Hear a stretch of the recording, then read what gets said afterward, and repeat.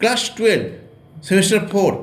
3 questions is the most important and only prose from where you can get all the questions common. চলো let us start. তুমি এখন আমার 3 question থেকে 4টে বট question পেয়ে গেছো। তুমি কমেন্ট করলে যে স্যার আমাদের শর্ট কোশ্চেনও দিলেন না কো।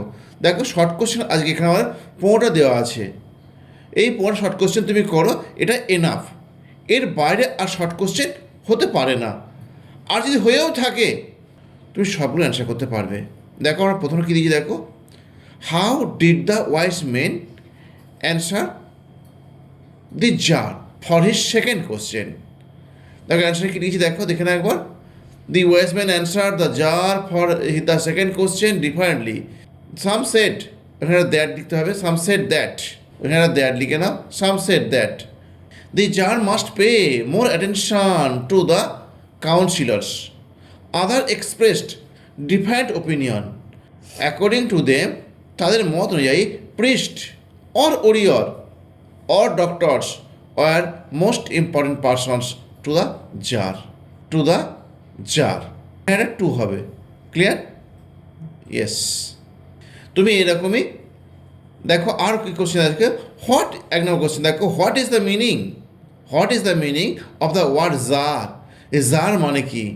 What questions did the tsar create in his mind. দেখো the meaning of the word tsar, tsar word মানে is the title of a Russian ruler. হয়ে গেল। এবার কেটে যেটা কোশ্চেন করে তুমি কেটে অ্যান্সার দিবে। দি জার ক্রিয়েটেড 3 কোশ্চেন্স, 3 কোশ্চেন্স, কোশ্চেনটা লাগিয়ে দাও, questions in his mind. The questions were all about to our life. Question সবই ছিল সম্পর্কিত আমাদের জীবন সম্পর্কে। দে ওয়ার, সেগুলো ছিল। এটা 3টে question. What is the right time for every action? What is the right person to listen to? What is the most important business to do? কোন কাজ সবার আগে করতে হবে? এই 3টে কোশ্চেন। নেক্সট চলো, how did the tsar visit to the hermit? Finally হারমিটের সাথে কীভাবে আমাদের জারটা দেখা করেছিল? Why did the tsar take a disguise to appear to the hermit? একই কোশ্চেন, তাই তো? এই দুটো কোশ্চেন অ্যান্সার একটাই হবে। দেখো, all the wise men answer the tsar differently. সমস্ত বুদ্ধিমান লোকেরা উত্তর দিয়েছিল জারটাকে পৃথক পৃথকভাবে। The jar did not satisfy with them, but determined to get the right answer of his question. কিন্তু দৃঢ় প্রতিজ্ঞ হয়েছিলেন পেতে, তার সঠিক উত্তর পেতে। The only capable person in the wood insisted, the only কেবলমাত্র ক্যাপেবল সক্ষম ব্যক্তিটা ইন দ্য উড জঙ্গলতে ইনসিস্টেড জিদ ধরেছিল বা জেদ ধরেছিল, নট টু লিভ না ত্যাগ করতে হিজ উড তার বনভূমিটা। উডের সাথে রেস লাগিয়ে দাও, আগে উডের সাথে রেস লাগো একটা, আগেরটাই পার্সন ইন দ্য উডস। আচ্ছা, what is the difference between woods and wood? দেখো, উড মানে হচ্ছে তোমার কাঠ আর উডস মানে বনভূমি, কিন্তু তোমাদের টেক্সট বইতে উড লেখা আছে। যদি উড লিখে থাকো সেটা প্রবলেম কিছু মনে হচ্ছে হবে না, যেহেতু আমাদের টেক্সট বইতে উড আছে। আর ওদের বানানটা করা ছিল কি woods. And also to meet only with common folk, এবং শুধুমাত্র মিলিত হতে সাধারণ লোকের সাথে। সো তাই তার কমা একটা হবে। So the tsar left his bodyguards and horse, HORSE, ওটা ই, অনলি টু রিচ, শুধুমাত্র পৌঁছাতে, অ্যাট দ্য হারমিটস সেল, হারমিটের গুহাতে, বা ইন দ্য ফরেস্ট, হারমিটের গুহাতে, ইন দি ফরেস্ট জঙ্গলটাতে, অন ফুট, পায়ে হেঁটে, অ্যালোন, একাকী। 3 নম্বর কোশ্চেন কী আছে? Why did the tsar not give the learned men any reward? Very vital question, খুব ইম্পর্টেন্ট কোশ্চেনটা, একটু ভালো করে দেখবে। দেখো, অল দ্য লার্নড মেন, সমস্ত জ্ঞানীগুণী ব্যক্তিরা, অ্যান্সার দ্য জার, উত্তর দিয়েছে জারটাকে, উইথ সার্টেন পয়েন্ট, নির্দিষ্ট দিক থেকে, বাট কিন্তু ইন এ ডিফারেন্ট ওয়ে, একটা পৃথক পৃথক ভাবে। দি দি অ্যান্সার উত্তরগুলো ওয়ার ক্লাসিক্যাল ছিল, খুব ভালো, and also full of clarity এবং আরও ছিল পূর্ণ ছিল, ব্যাখ্যায় পূর্ণ ছিল। বাট কিন্তু the tsar did not agree with them, tsar তাদের সঙ্গে রাজি হয়নি, রাজাটা তার সঙ্গে রাজি হয়নি, রাজাটা তার সঙ্গে রাজি হয়নি। He did not give any reward to the wise man, তাই তিনি দেননি কোনো বুদ্ধিমান রাজাকে, কোনো বুদ্ধিমান ব্যক্তিকে। হি ডিড নট গিভ, তাই তিনি দিলেন না এনি রিওয়ার্ড, কোনো পুরস্কার, টু দ্য ওয়াইস ম্যান, বুদ্ধিমান লোকগুলোকে। কেমন? এর পরের কোশ্চেন, 4 নম্বর কোশ্চেন দেখো কী আছে।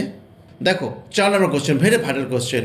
Why did the bodyguard of the tsar, যেটা বলা হচ্ছে, কেন বডিগার্ডগুলো, দেহরক্ষীগুলো আক্রমণ করলো দি বিয়ার্ডেড ম্যান, দাড়িযুক্ত লোকটাকে কেন আক্রমণ করেছিল?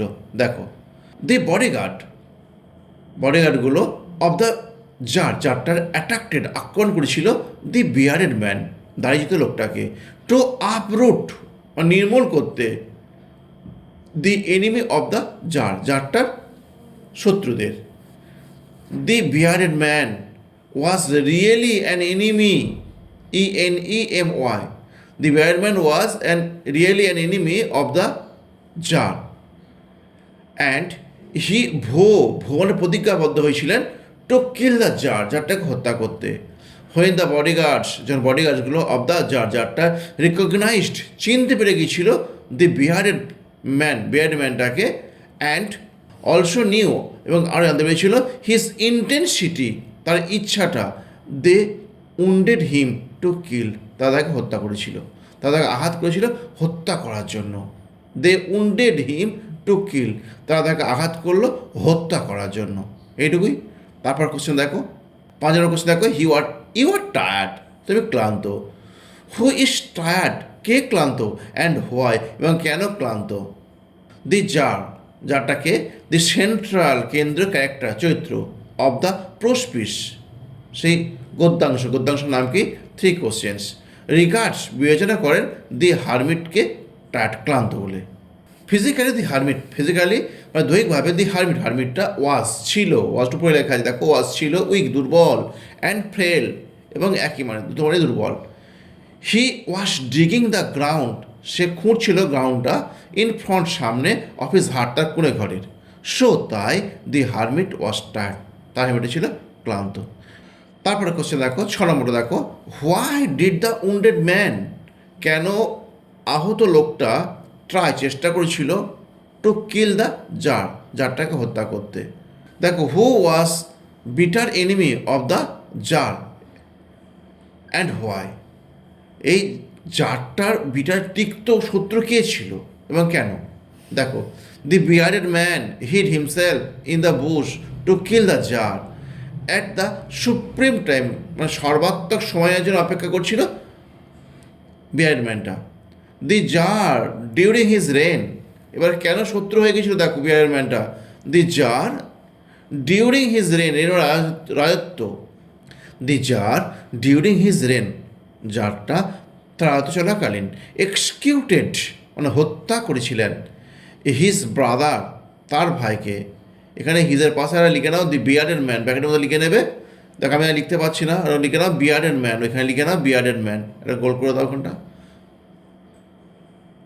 এখানে লিখে নেবে বিয়ার্ডেড ম্যানস বাদার, ওই হিজের জায়গায় তুমি লিখবে bearded man's brother, and seized, এবং ছিনিয়ে নিয়েছিল হিজ প্রপার্টি, তার সম্পদগুলো। This was regarded an illegal work done by the tsar, this was regarded, এটা বিবেচনা করা হয়েছিল একটা বেআইনি কাজ, ডান, যেটা করা হয়েছিল বাই দ্য জার, যার দ্বারা। সো তাই দি বিয়ার্ডেড ম্যানটা নিয়েছিলেন দি জারটাকে অ্যাজ হিজ বিটার এনিমি, তার সব থেকে তিক্ত শত্রুরূপে। দেখো, এইরকমই আরও কটা কোশ্চেন, 8টা কোশ্চেন দেওয়া আছে, তুমি দেখে নাও ভালো করে। এই কোশ্চেনগুলো সব কটা তোমার ইম্পর্টেন্ট হবে, সব কটা কোশ্চেন ভালো করে তুমি দেখে যাবে। এখানে দেখো 10-এরটা দেওয়া আছে, how did the tsar spend the night in the hermit cell, কীভাবে রাতটা কাটিয়েছিল হারমিটের গুহাতে।